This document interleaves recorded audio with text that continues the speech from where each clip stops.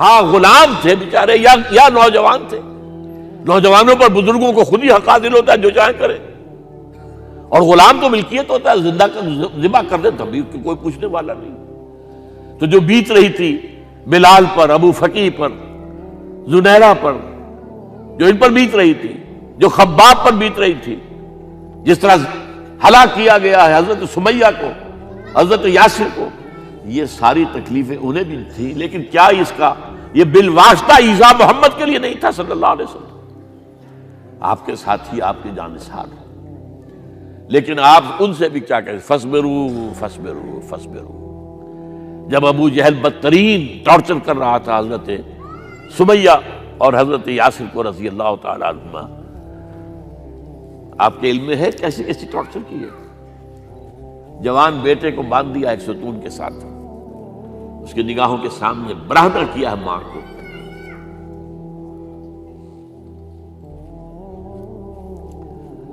ہاتھ میں ایک مورتی ہے.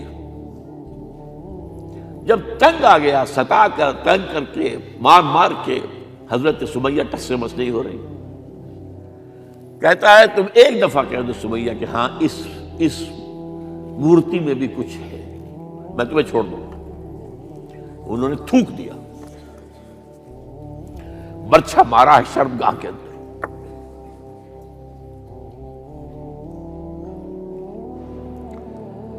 کتنی تکلیف پہنچی ہوگی حضور کو. لیکن آپ گزر رہے، اصبروا یا آل یاسر فإن موعدکم الجنہ. اے یاسر کے گھر والوں صبر کرو، تمہارے استقبال کی تیاریاں ہو رہی ہیں جنت. یہ سیرت کچھ بناتا سناتا ہے. یہ سیرت یاسر کے ساتھ کیا کیا ہے؟ 4 اونٹ نر سانڈ، اور ان کے ساتھ رسے باندھ کر ایک رسے سے ان کا ایک بازو باندھا، ایک سے دوسرا بازو، ایک سے ایک ٹانگ، دوسرے سے دوسری ٹانگ. انہیں دوڑایا ہے کہ پرکھتے اڑ جیسے قسم کے. یہ دین ایسے ہی قائم نہیں ہوا. عدل و انصاف کا نظام ٹھنڈے ٹھنڈے قائم نہیں ہوتا، گھر میں آرام سے بیٹھے ہوئے قائم نہیں ہوتا. اور سنیے، 3 برس شیب بنی ہاشم کے اندر قید ہے. 3 برس. اور یہاں کی قید پر قیاس نہ کریں. یہاں تو جیل میں کھانے کو ملتا ہے، راشن ملتا ہے، جیسا بھی ملتا تو ہے نا. اور لیڈروں کے لیے تو class A class B class ہے.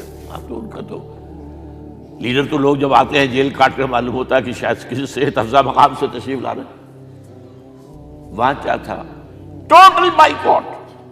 ایک گھاٹی، ادھر پہاڑ ادھر پہاڑ، دونوں طرف جو ہے پہرے. کوئی کھانے پینے کی چیز اندر نہیں جائے گی. اور پورا خاندان بنی ہاشم، وہ بھی کہ جو ایمان نہیں لائے، وہ قبائلی زندگی تھی نا. بنو ہاشم چونکہ حضور کو پشت پناہی چھوڑنے کو تیار نہیں ہوئے، ابو طالب نے آخری وقت تک بھی ساتھ نہیں چھوڑا. ہاں آخری وقت کے قریب ایک بات ہو گئی تھی. ایک مرتبہ تو ہوا کہ وفد آیا ہے قریش کا کہ اپنے بھتیجے کو روک لو، وہ ہمارے معبودوں کی توہین کرتا ہے.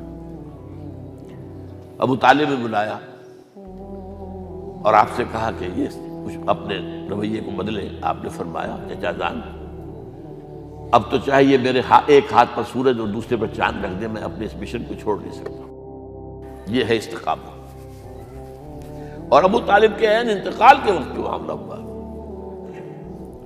جب وفد آیا ہے کہ ٹھیک ہے اب ہمارا جو ہے صبر کا پیمانہ لبریز ہو گیا ہے، اب ٹھیک ہے آ جاؤ میدان میں، تم بھی ساتھ چھوڑنے کو تیار نہیں ہو. ابو طالب نے بلایا، بھتیجے مجھ پر اتنا بوجھ نہ ڈالو جو میں برداشت نہ کر سکوں.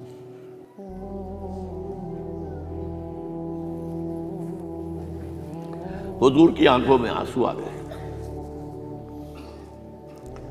چچا جان اب تو یا یہ بات پوری ہوگی یا میں اپنے آپ کو ختم کر دوں، اسی میں ختم ہو جائے. بہرحال شیب بنی ہاشم میں 3 برس اس حال میں گزرے ہیں ٹوٹل بائیکاٹ، کوئی کھانے پینے کی نہیں۔ کچھ لوگ تھے شریف النفس، مثلا حکیم بن حزام تھے رضی اللہ تعالیٰ، اور بعد میں ایمان لے آئے۔ حضرت خدیجہ کے وہ رشتہ دار تھے، وہ پہاڑ پر چڑھ کر ایک طرف سے رات کی تاریکی میں، دونوں دروازے تو بند ہیں، پہاڑ پر چڑھ کر چوٹی سے نیچے اتر کر کوئی چیزیں کھانے پینے کی دے آئے تو دے آئے، بس صلی اللہ علیہ وسلم۔ کوئی اور ایک آدھ ہوگا ایسا۔ یہاں تک نوبت آئی ہے کہ بنی ہاشم کے یہ پھول جیسے بچے معصوم بھوک سے بلبلا رہے ہیں، اور اس کے سوا کچھ نہیں ہے کہ سوکھے چمڑے ابال کر اس کا پانی ان کے حلق میں ٹپکا دیا جائے۔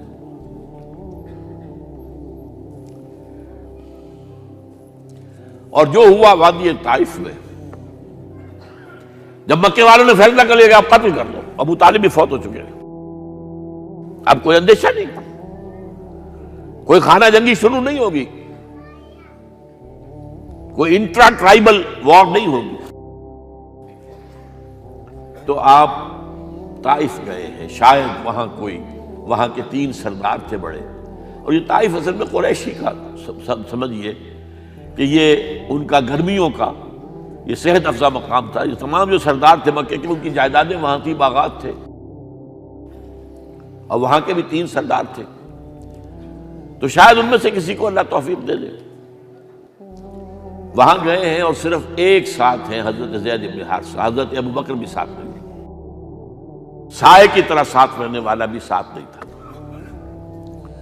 وہاں جا کر جو آپ نے تینوں سے بات کی ہے، تینوں نے وہ باتیں کہی ہیں جو کلیجے کو چیر جائیں۔ تمہارے سوا کوئی اللہ کو نہیں ملا تھا رسول بنانے، جاؤ چلے جاؤ۔ ایک کہتا ہے فوراً چلے جاؤ یہاں سے، اس لیے کہ ہو سکتا ہے کہ تم سچے ہو تو کہیں میں تمہاری توہین نہ کر دوں، اور یہ بھی ہو سکتا ہے تم جھوٹے ہو تو جھوٹے کو میں منہ نہیں لگانا چاہتا۔ 3 دن کی یہ سختی، اور اس میں کیا ہو رہا ہے، اسٹریٹ ارچنز جو کہلاتے ہیں ہمارے یہاں، ٹھوکرے گلیوں کے، انہیں اشارہ کر دیا ذرا ان کی خبر لو، اب وہ پتھراؤ کر رہے ہیں۔ جیسے ہمارے ہاں کوئی آ جاتا ہے، کوئی نیم پاگل یا کوئی اور کسی طرح کا مست قسم کا آدمی، اور اس کے اوپر چھوکرے چاروں طرف ہوں اور ستا رہے ہوں، یہ نقشہ تھا، اور طائف کی گلیاں تھیں، اور محبوب رب العالمین تھے۔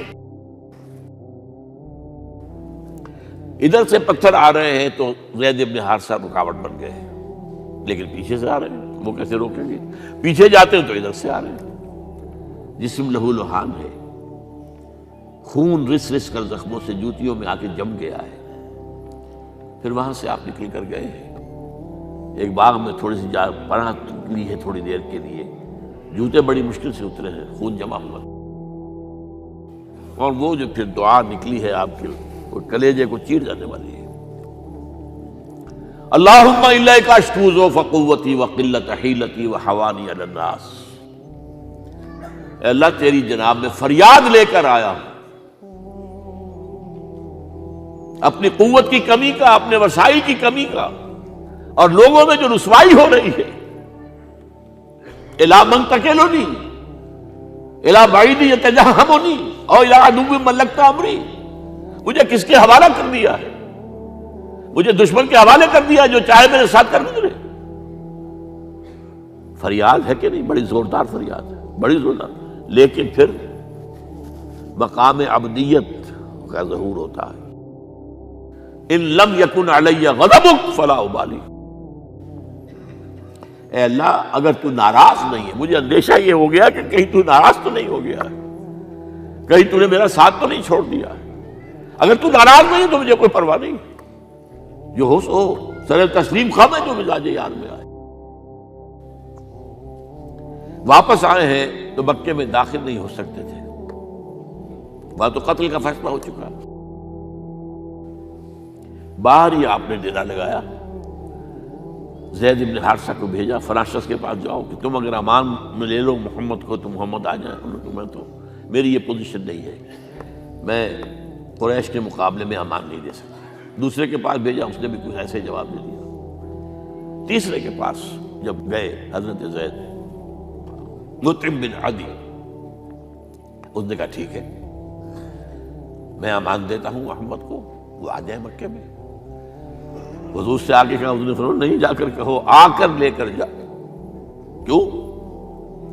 کیا پتا اچانک جو ہے میرے داخل ہوتے ہی کوئی مجھ پر حملہ کرے، قتل کر دے۔ وہ تو یہ کہہ سکے کہ ہمیں کیا پتا تھا کہ موتیم نے جو ہے امان دی ہے، I never knew it۔ اب یہ قبیلے کے اندر یہ ہوتا تھا کہ ایک نے امان دے دی، سب کی طرف سے امان۔ لہذا حضور نے فرمایا آ کر لے کر جاؤ۔ وہ اپنے 6 بیٹوں کو ہتھیار سجا کر لے کر آیا ہے اور پھر لے کر گیا حضور کو، کہتا ہوا گزر رہا ہے راستے میں، لوگوں سن لو محمد میری امان میں ہے صلی اللہ علیہ وسلم۔ اس لیے آپ کو مکے کے اندر پھر 2.5 سال مزید رہنے کا موقع ملا ہے، اور اتنا بڑا احسان آپ نے مانا پھر موتیم بن عدی کا کہ غزوہ بدر میں جب 70 اسیر تھے قریش کے حضور کے پاس، تو آپ نے فرمایا تھا کہ اگر آج موتیم زندہ ہوتا اور وہ سفارش کرتا تو میں ان سب کو چھوڑ دیتا بغیر کسی فدیے کے۔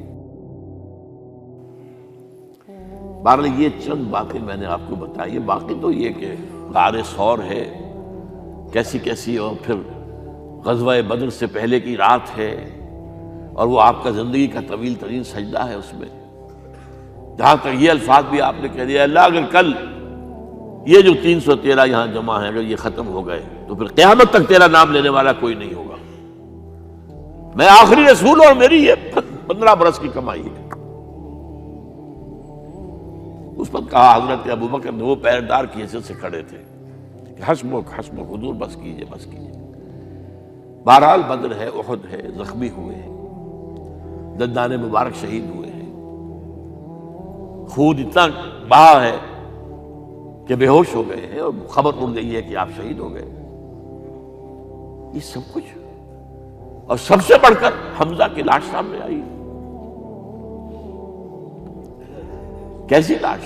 ناک کٹی ہوئی ہے، کان کٹے ہوئے ہیں، پیٹ چاک کر کے کلیجہ چبایا ہوا ہے۔ کس طرح برداشت کیا ہوگا آپ نے؟ اپنے اوپر تاری کر کے دیکھیں، یہ حمزہ کون ہے؟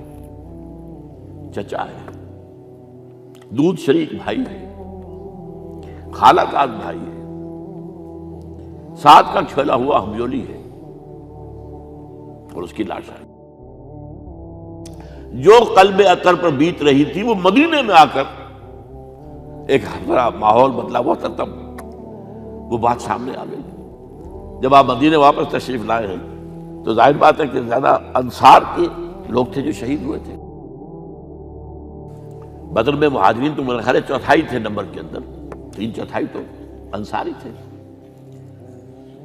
اسی طریقے سے احد کے اندر معاملہ ہے، تو مختلف گھروں سے عورتوں کے بین کرنے کی آوازیں آ رہی تھی، اس لیے کہ اس وقت تک بین کرنا حرام نہیں قرار دیا گیا تھا، ممنوع نہیں تھا۔ آوازیں سن کر حضور کی زبان مبارک سے نکل گیا، اما حمزہ تو فلا بواکی لہو، ہائے حمزہ کے لیے تو کوئی رونے والی بھی نہیں ہے۔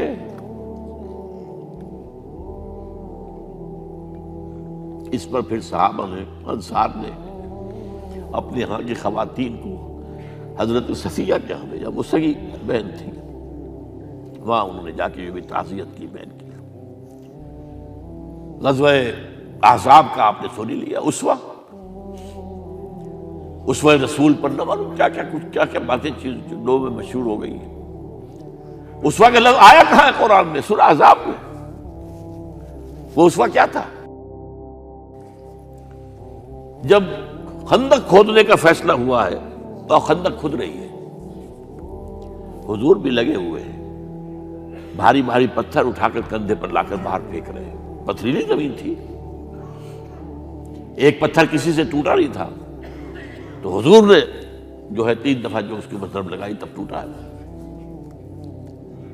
لیکن یہ کہ کئی دن کے فاقے ہو چکے تھے، کھانے کو کچھ نہیں، پورا محاصرہ تھا، 12,000 کا لشکر گھیرے ہوئے، یہاں تک کہ آپ کو معلوم ہے کہ گھروں کے اندر بیت الخلا تو نہیں ہوتے، باہر جاتے تھے قضاء، اس کا کوئی امکان نہیں۔ شدید ترین آزمائش جو ہوئی ہے اس کا نتیجہ ایک طرف یہ نکلا کہ منافقین کا نفاق ان کی زبانوں پر آ گیا۔ قرآن مجید میں ہے یہ، انہی آیات میں ما وعدنا اللہ ورسولہ الا غرورا، ہمیں تو اللہ اور اس کے رسول نے دھوکہ دے کے مروا دیا۔ ہم سے کہا تھا کہ قیصر و کسریٰ کے خزانے تمہارے قدموں میں آئیں گے، اور حال یہ ہے کہ اب رفع حاجت کے لیے باہر نہیں جا سکتے، کھانے کو کچھ نہیں۔ اس وقت کچھ صحابہ آئے ہیں حضور صلی اللہ علیہ وسلم سے، دیکھیے فاقے سے کمر دوہری ہوئی جا رہی ہے، ہم نے اپنے پیٹوں پر پتھر باندھے ہوئے، چادروں کے ساتھ پتھروں کسا ہوا تاکہ کمر سیدھی رہے۔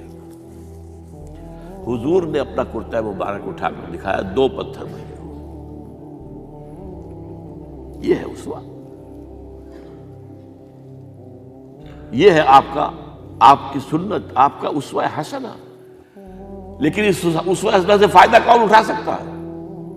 لقد کان لکم فی رسول اللہ اسوۃ حسنۃ لمن کان یرجو اللہ والیوم الآخر وذکر اللہ کثیرا۔ اسوہ تو اپنی جگہ ہے، قرآن میں ہدایت سب کے لیے، ھدی للناس، لیکن فائدہ اٹھائیں گے صرف متقین، ھدی للمتقین ہے سب کے لیے، اسوہ سب کے لیے ہے، لیکن استفادہ وہی کر سکے گا جو 3 شرطیں پوری کرے: اللہ اور یوم آخر پر ایمان، اور اللہ کا ذکر کثرت کے ساتھ کرے۔ بہرحال یہ میں نے آپ کے سامنے اس حوالے سے رکھا ہے، یہ اسوہ جو ہے حضور کا، یہ ہم پر اتمام حجت ہے۔ دیکھیے نوٹ کیجئے، پوری نوع انسانی پر اتمام حجت، اسلام کا نظام عدل اجتماعی جو قائم کر کے دکھا دیا، حجت قائم۔ اسے انگریزی میں کہتے ہیں اٹس ڈویبل، کیا جا سکتا ہے، یہ کام ہو سکتا ہے، اس لیے کہ زمین پر قدم بقدم چل کر یہ انقلاب آیا، محنت سے آیا، مشقت سے آیا، ایثار سے آیا، قربانیوں سے آیا، تکلیفیں جھیل کر آیا، صبر و مصابرت سے آیا، استقامت و مقاومت سے آیا۔ یہاں پر معجزوں کی کار فرمائی نہ ہونے کے برابر ہے۔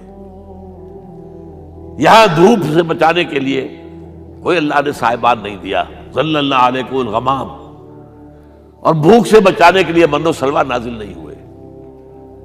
غزوہ تبوک میں ایسا بھی ہوا ہے کہ 3 مجاہدین کا 24 گھنٹے کا راشن ایک کھجور،